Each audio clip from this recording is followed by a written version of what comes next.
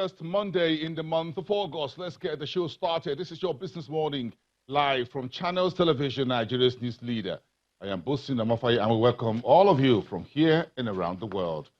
Let's get a bit of a sense of how the Nigeria's microfinance banking sector performed last year. A new report has just been released by the Nigeria Deposit Insurance Corporation, saying that the microfinance banking sector posted 5.4% decline in bad loans or non-performing loans in 2018 to 25 billion for full year against 26.18 billion in the previous year.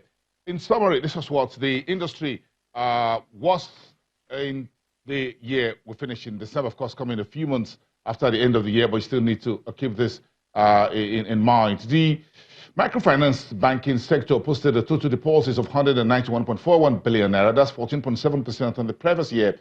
Gross income came in at 105 billion for the entire subsector of the banking system. Interest income, 81.40 billion. That's up by 3.06%. Non-interest income, all the microfinance banks reported 2.25% growth to 23.60 billion naira.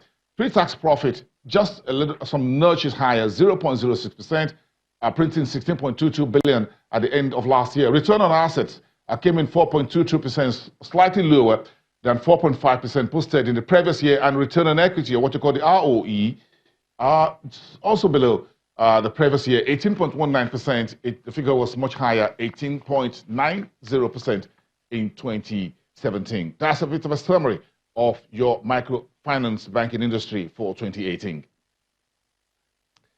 So the Pension Transitional Arrangement Directorate, called the PTAD, says the sum of 3.66 billion naira has been paid to pensioners of 187 agencies under the defined benefit scheme in line with President Muhammadu Buhari's directive. The agency says the payment covers 6 months of outstanding arrears of 33% pension increment for pensioners across 5 areas: education, health, other public sector research institute, power sector, and Nigerian universities. In the oil sector, marginal oil field operator Oriental Energy Resources says the company has discovered crude oil in 2 deep prospects as its offshore Ebok field. Oriental Energy Chairman Muhammadu Indimi says he is extremely pleased with the results of the appraisal well and looking forward to the early development of this new discovery. And one news that is happening right about now is in downtown Lagos, FMDQ is now transforming from an OTC market into a full-fledged securities exchange with a new name, FMDQ Securities Exchange PLC, an unveiling of new logos coming today. Just as officials of the World Federation of Exchanges, this is the headquarters of FMDQ Securities Exchange PLC in Lagos. We have one of the top officials of FMDQ speak to us within the hour here on the program. A very big day for this fully integrated financial markets platform that is changing, very young, just about 5 years old, is now making new heights. Let's put that in mind. We'll talk to Kodi Ugoji later on the show. But first, let's touch base with what is on everybody's lips. Where is President Buhari's new cabinet, and who will be looking at the marketplace for us when the new team finally emerges? We want to get a bit of a mindset of the marketplace and what they want to hear from the cabinet ministers who are key moving forward. And that's where we're bringing Johnson Chukwu, who is the CEO at Carry Asset Management, to give us a sense of the marketplace, the outlook on the new cabinet ministers coming through as expected in the next couple of days. Johnson Chukwu, good morning. Hope you had a very great weekend, sir. Yes, I did. Good morning, Wilson. Thank you for your time this morning. A very executive time, but very quickly, what's your outlook as far as the new ministry of the cabinet is concerned? What's your agenda setting for the market straight, your market? Well, I think the basic thing at this stage is who will occupy what post, which post. That will define how the market will respond. As it stands today, we are not sure who will occupy each of the key economic ministries, but the personnel that occupy those positions and their pronouncements as they take over those ministries will determine how the market will respond. So what sectors are you, what key ministries are you talking about? Are you referring, Mr. Chukwu? Well, the key ministries that are of critical importance to the economy are the Finance Ministry, the Ministry of Budget and National Planning, the Ministry of Trade and Investment, and the Ministry of Petroleum Resources. These ministries are very critical to how the economy performs and how the market will react or how the market will respond. So the key personnel the minister that will occupy these key ministries will define the outlook of the economy in the next 1 year or the next 4 years. Okay, so who is the chief minister here when we talk about the marketplace? Well, the chief minister at this time should be the Minister of Finance. That will influence a lot of what will happen in the market. Of course, we know the market needs a lot of stimulus. The market needs incentives. The market needs some focused attention. And we hope that the Minister of Finance, if you recall, the regulatory organs of the market, that is the Securities and Exchange Commission, report to the Minister of Finance. So the Minister of Finance is very critical in what happens to the market. Yeah, but when we talk about the fiscal authorities, yes, the Minister of Finance superintend the SEC and, of course, the FMDQ and other markets operators and others as well. So it has the umbrella. But when we say that we want the fiscal authorities to take the capital market into consideration in terms of policies, I'm sure you know this goes beyond the Ministry of Finance, the Minister of Finance, or the Ministry of Finance, which superintend the financial markets. You see, that's why I actually refer to the 4 critical ministries that are relevant to the economy. It doesn't mean that other ministries are not relevant to the economy. If you look at the Ministry of National Planning, that's the minister in charge of the national budget, which will determine whether we have a deficit or surplus budget, which will also determine how the budget is funded, the structure of the budget. And then you look at the Ministry of Petroleum Resources. The Ministry of Petroleum Resources is critical when it comes to the earnings of the government. And the revenues of the government and how it's applied is relevant to how the market will perform. And then the 4th minister I mentioned, the Ministry of Trade and Investment. Of course, we have to look at how do we improve our ease of doing business, how do we improve on our standing and global competition index, how do we attract investment into the economy, how do we incentivize investors, how do we address the issue of tax burden on investors or tax holidays as it may relate to some sectors of the economy the government wants to stimulate. These are very critical to how the market will perform and how investors will see the Nigerian economy in the next 4 years. So what do you folks in the market, what do you really want?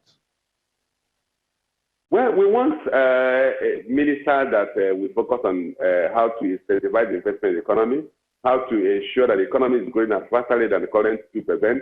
And because the reality is that if the economy is growing faster, the operating business in the economy will also be prospering. If the economy is slow, it will affect the operators generally. And we are looking at how do we create incentives in several sectors of the economy, particularly those sectors where Nigeria has competitive advantage. How do we incentivize the market by creating a pool of funds like we did in the past, where the government enacted the Pension Reform Act, and then created a pool of savings in the economy? We need to multiply such savings products or savings schemes that we should have within the economy. We should be able to generate a pool of investable funds that can go into the market and that can go into other sectors of the economy to fund economic activity.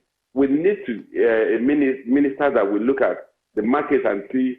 For instance, we are talking of restoration of tax on capital market activities, and we're seeking that, look, this tax holiday should be extended further because the market has already recovered from the 2014 when the policy was implemented. We are looking for ministers who will understand that and then fast-track that process.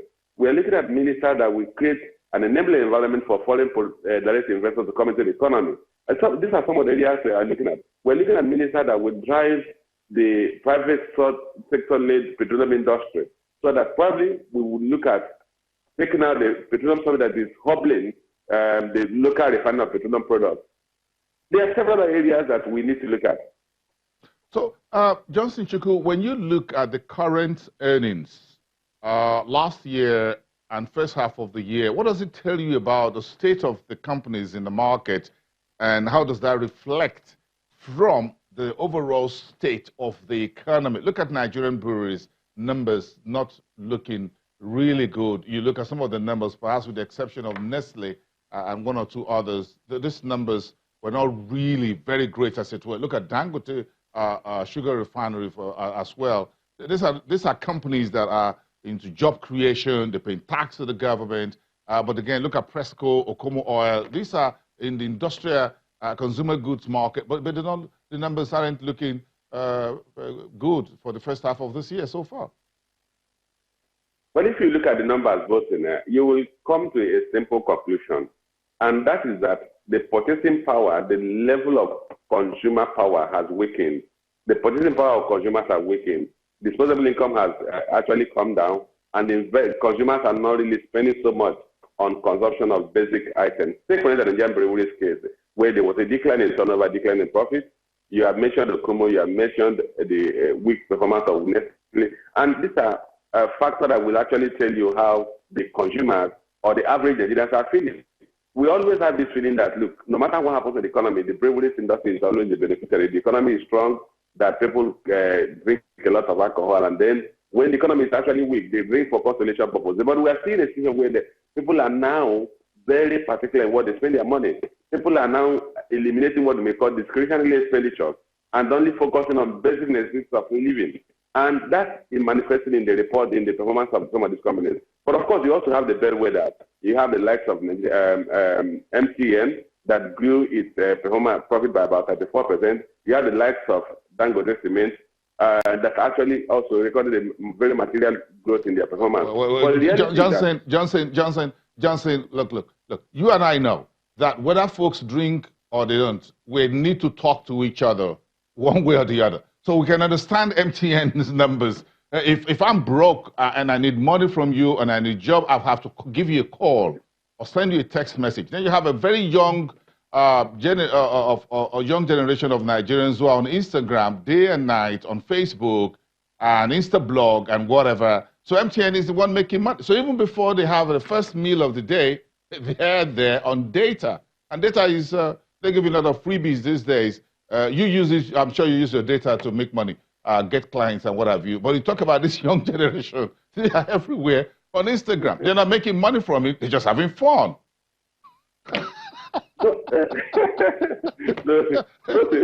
Yeah, you're using your data to conduct an interview right now via Skype. You're spending money. MTN is smiling, but the key food industries, companies are not making money. So what do you think the fiscal authorities, the new cabinet, should be thinking of very quickly as soon as they get their portfolios and their appointment letters signed by Mr. President? Well, the first thing they should be looking at is how to transfer liquidity into the hands of consumers so as to stimulate consumption and then stimulate production. One of the shortest routes which the U.S. adopted during the Great Depression was to go into public works. Unfortunately, the government revenue is also weak. And my approach has always been that since the government does not have the wherewithal, the financial muscle to embark on massive infrastructure development, the government should look at some of the commercially viable projects and concession private sector so they can actually bring in foreign capital and also part of the mobilized local capital. With some of us in the capital market can actually float funds that will be targeted as key infrastructure development. And that way you are able to create jobs for people to go back to work and then earn the income, and then with the income they earn, they will go back to consumption. And that's the only way we can stimulate the economy as it stands today. So we need to put liquidity into the hand of average consumers by creating a policy for them to be carefully engaged, even if we have to start with the blue-collar jobs that go into the construction, that come from the construction industry. But the key thing is that we must find ways to kickstart the economy. And that, for me, the government must do using the fiscal tools. Thank you so much for raising the curtain on the show this today and for the week. Thank you so much, Johnson Chukwu, the CEO at Carrier Asset Management. My pleasure. We appreciate your time. Do have a great week. So let's give you a sense of where we finished off last week. The stock market took a bit of a beating, 1.03%. What else is there as far as the numbers? Let's drill down some of this. Let's bring in Temple Ashaju, who do the drilling down for us on a daily basis here on the show. He's live to us from our studios at the Nigerian Stock Exchange in downtown Lagos. Temple, good morning. Welcome to the show. Good morning, Boston. Okay, so let's drill down a little bit on this on our market. Again, a very big week when it comes to the earnings, but it looks like investors' appetite doesn't really match those earnings as they came out. Bring us up to speed on some of these numbers, will you? Yeah, sure, Bosun. I mean, that really led to the kind of decline that we saw in the market last week, because again, a lot of them were not really motivating the investors to put their money on some of those companies that have actually released their numbers. Quite a number of them didn't really do well. Well, the reasons you know, Bosun. Of course, another point that investors are concerned about is the reintroduction of the value-added tax, which was a crux of discussion earlier, and that's something that has been deterring quite a number of investors, from the markets. They're thinking, as a retail investor, how much am I investing in the first place, and how much have I made from the market? And at the end of the day, you're going to be taking so much taxes, because the capital market has been known in recent time as a major area where there's been multiple taxes, so much of charges, so much of levies across transactions on different counters in the market. But basically, last week we were down in the all-share index. We're down some 1.0%. Equity capitalization actually lost some 141.3 billion naira. We saw the year-to-date losses worsening further to some 12.1%. We understand that that is the highest in 2019 so far. And of course, this losses was recorded in 3 out of the 5 sessions that we had. Just 2 sessions, we saw some marginal gains, thanks to Dangote Sugar and Nestle PLC, which are 2 consumer goods stocks that blazed the trail for us during the week. It'll help us to make all of those gains. However, during the week, if you look at what the sectoral analysis did, we saw that the consumer goods sector of the market actually had some huge decline by 5.07%. That's where we actually had the largest loss in terms of sectoral analysis generally for the week. And that was due to price depreciation on the part of Nigerian breweries. But basically, activity level was mixed. We saw a decline of 28.9% or thereabouts in terms of the volume of transactions, and the value of transaction came in at just 038 billion naira. But for the sectoral front, of course, there was losses across the banking segment. The consumer good, as I said earlier, was down. Industrial goods was about the only sector of the market that actually made some gains, thanks to Julius Berger, perhaps because of the construction works going around Lagos-Ibadan Expressway there. They made some 13.8% gains for the greater part of last week. And of course, Berger Paints did some 8.7% gain. They've got a kind of plans coming on board very soon. It's about to be launched at the moment. From now, smart investors are really taking position on these 2 key companies due to the activities that are ramping up around their production and their features. Oil and gas was down due to China PLC. Etana lost some 19.4% last week. It's now trading below 3 naira because it was on offer for the greater part of last week, shedding some huge percentage there. Total was also down last week, saw some 10% decline. This takes us to the NASD where we've got quite a number of activities playing out there. Of course, we made some gains, up some 0.26% last week. USI settling at 721.70, in spite of the fact that for the greater part of July, they experienced some huge losses on that market. We saw market capitalization closing last week as 518.49 billion naira. Volume of transactions was 1.09 million, valued at 81.09 million naira. Of course, 8 out of 38 securities where basically the securities that made some movements either by way of appreciation or by way of depreciation in the market. For the only gainer that we had there was Niger Delta Exploration Production Company, which actually gained some 8.9%. Afriland, CSCS, and Friesland Wanko Campina, all of these settled in losses. But there are a couple of companies that are paying out dividends. If you have shares in those companies, you should actually watch that space. You've got UBN Properties declaring 13 kobo, Friesland declaring 6 naira 36 kobo. You got NDEP, that's Niger Delta Exploration Production Company, declaring a whopping 13 naira. So you should watch. CSCS has got 70 kobo. I think that has been consummated already. And of course, there's a rights issue for Foods Concepts PLC, which is coming on board. But it's got to be for 11 ordinary shares for every 28 held by an investor. But that has to have been held as at May the 17th. 15th of 2019, and the issuing price is 62 kobo, offering some 5.83 billion ordinary shares. So the unlisted securities market is a major space to watch for this week, because you'll be seeing a lot of payouts going forward. For the fixed income side of the market, the bond side of things was slightly bullish last week, even though we got average yield declining some marginally, just 1 basis point week on week to some 13.3%. Bearish outing was what we saw for the greater part of the week. Liquidity improved due to federal allocation payouts last week, actually. Well, let's drill down a little bit with Temple Ashaju and, of course, Wale Olusi, who is the head of research at United Capital. Both of them having the next few minutes this chat together. Temple, take it from here. Thank you, Bosun. Thanks for introducing Wale Olusi as well. Great for joining us here in this stock exchange today. But let's look quickly at how the earnings have actually shaped the market in the last few weeks. Do you think it has shaped the market for some gains or for some losses? I think it's been more of mixed, probably more negative than positive, because what we've seen up until last week is the all-share index touching a new low for the year. Year-to-date gain settled around 12% negative as our last Friday, meaning that's the lowest that's gotten to in 2019. So the results have been broadly unimpressive, if you ask me, with the exemption of the likes of MTN, Nestle, Nigeria International Breweries, and a few others. If you aggregate the results altogether, I don't think it's been enough to stoke the kind of sentiment you will expect from investor. More so is the fact that the yield environment is getting lower on a daily basis. So we've not seen the kind of traction we wanted to see. So on the sectoral front, what's been your impression? Okay, I think for the newcomers, the telcos, MTN, Airtel, I think, was decent as far as we are concerned. MTN, is basically the market leader in that space, reporting, a sterling performance as far as the top line and bottom line is concerned. We also the breakdown of their revenue, both voice, data did well. Airtel is also coming up interestingly. Both revenue and PBT were okay, not as impressive as MTN.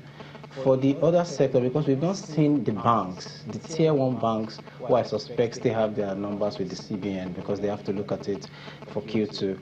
But for the few ones, the likes of ETI, First Bank, Sterling, and a couple other tier 2 banks, what we notice is that revenue, the interest income remain very weak.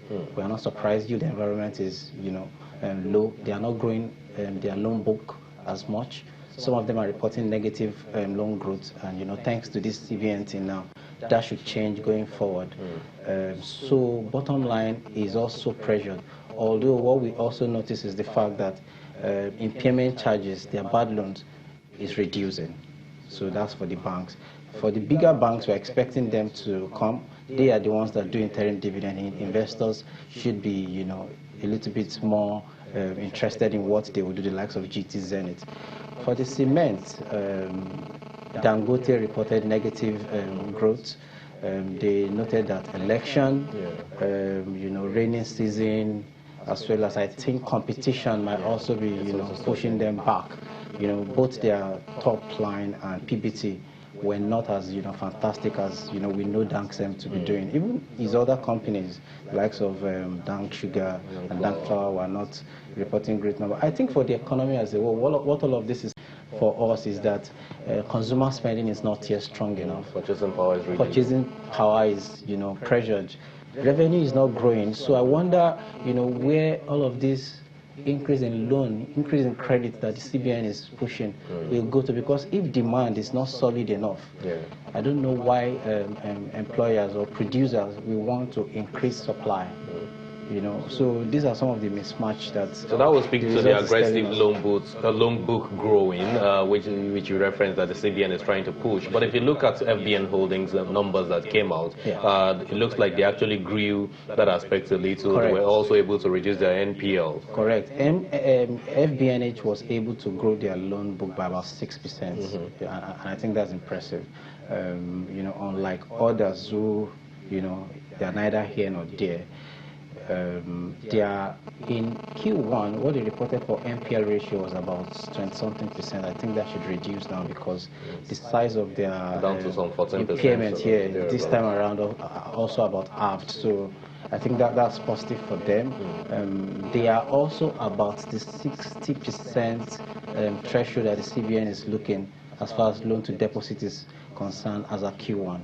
So maybe they will not be affected much by September when CBN starts looking. But do you really see them achieving this strategic target that they have to come down with NPL ratio to as much as single digits? I think it's a tall order for FBN because their numbers are really heavy. I mean, like I said, Q1 was above 20-something%, and it's been like that for a while now. I think, some notable loans in their book, they will need to take them out before that thing will come down to the kind of level that, they want it to be. The threshold for NPL by CBN's reckoning should be 5%. But for FBN, I think they will need to do a little bit of more work to get below 5% in the next few quarters. Yeah, they've got 5 more digits to actually break. Okay, so let's look at the cement sector again. How much of expectations do you have on WAPCO now, given the fact that they've been able to sell off the South African entity? Now it looks like they are back in profitability. Correct. They weren't able to pay out any dividend this year. So how much of expectations do you have on WAPCO? So CNN is yet to release their numbers, though. I think investors should be bullish, a bit more bullish with WAPCO, considering where they are coming from. That's the stock that was trading above 70 naira at some point. Any estimates on the share price? It's difficult to tell now because they still have cost issues. They can't compete with cost as far as the likes of Danksem is concerned. But the fact that they are able to take out that loss-making subsidiary in South Africa, the Nigerian business is doing fine, and they've taken out what was dragging them away now. What we want to see is consistency going forward. Right. Then that should support our, rating going forward. And CNN, you're positive? CNN, we are positive. They are doing well in the northern part of Nigeria, and considering their recent merger combination, that's a company to watch really going forward in that space. Okay, so a bit of the oil and gas now. We got Seplat numbers. Revenue was up some 4%. Profit before tax, bottom line there at 36 billion naira plus. That was up marginally as well. How much of gains or profit is the new project from gas exploration and all of that contributing to this company? Well, what we know for Seplat is that the more or less, if you look at it, it's been between 70 and 60 so far. Oil prices. Yeah. That stability around that level is supporting their revenue performance because, oil exploration and production still accounts for the bulk of that revenue. Let's put gas on one side for now. But don't forget, they are coming from a very low level following the crisis, that sector experienced in Nigeria between 2015 and 2017, especially in 2016. When the Niger Delta Avengers started attacking many of our oil assets, their production declined a lot, and they've been recovering from that level. So that has been the broad driver of what we are seeing in Seplat, and we think that should continue, for now. What they are now doing with gas, is an add-on for them as far as we are concerned. Okay, great. So a bit of the brewers. You talked about international breweries and, of course, champion breweries and the likes that are right there. Guinness is not doing fine. Nigerian breweries lost huge, had a bit of serious depreciation last week. This week alone, I think it's back to 55 naira or thereabouts. What's your take on what is happening on this in this sector, subsector of the consumer goods? I think it's close to 2 or triple whammy for brewers because one, there's huge competition going on. Like we said earlier in this conversation, consumer spending is weak, so people are not buying beer that's it's too expensive. So the likes of international breweries selling cheaper brands, champion breweries selling cheaper brands are cleaning out. They are doing very well. But for the bigger guys with a bit of more expensive beers, they are not doing well because of one, competition. Then government imposed this excise duty on alcoholic beverages recently. So those two factors is really dragging performance for the big guys. And don't forget, international bureaus have increased production. Yeah. If you go everywhere, people are consuming, the trophy, the euro. But they're not paying out any dividends yet. Well, not yet. Don't forget, they are coming from, they have high leverage. I'm sure the investors are really deferring their gratification or kind of benefits. But I think international bureau is a company to watch for the future. I agree with you. I agree with you totally. Even though they are now trading below 16, 15 naira in the markets. Thanks a great deal, Wale Lucy, for your attention. We appreciate your insight here. What's the next back to you now? Yeah, a great one there. Thank you so much, Tempo and Wale Lucy, the head of research at United Capital.